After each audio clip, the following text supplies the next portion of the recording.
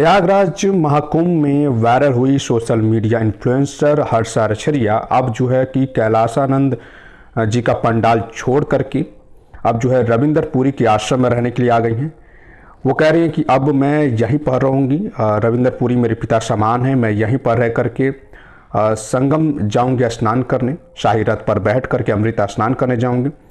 हर्षा आचार्य जो है पेशवाई के रथ पर बैठकर स्नान करने गई थी, तो इसके बाद से वो चर्चा में आई। तमाम साधु संतों ने उन पर आपत्ति जताई। इसके बाद उनका कई सारा इंटरव्यूज़ वायरल हुआ, कई सारे वीडियो वायरल हुए। हर्षा आचार्य ने कई सारे आरोप भी लगाए कि जो साधु सन्यासी मुझ पर गलत आरोप लगा रहे हैं वो बेबुनियाद है।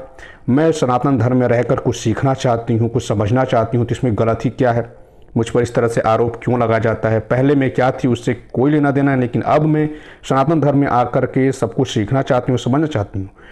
तो वहीं अब रविंदरपुरी जी के आश्रम में आकर के जो अखाड़ा परिषद के अध्यक्ष हैं रविंदरपुरी उनके आश्रम में हैं और वहाँ पर रह रही हैं और वहीं से ही जो है वो अमृत स्नान करने संगम तट पे जाएंगी, वहाँ से शाही रथ पर।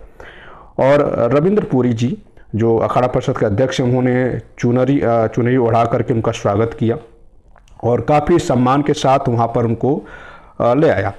तो ये सारी खबर लगातार चल रही है महाकुंभ को लेकर के। हर्षा आचार्य बहुत उनका चर्चा हुआ, यहाँ तक कि सोशल मीडिया पे आकर के जिस तरह से उनको पर आरोप लगाया था, रोने भी लगी और कहने लगी कि मैं महाकुंभ छोड़ करके चली जाऊँगी, यहाँ पर नहीं रहूँगी।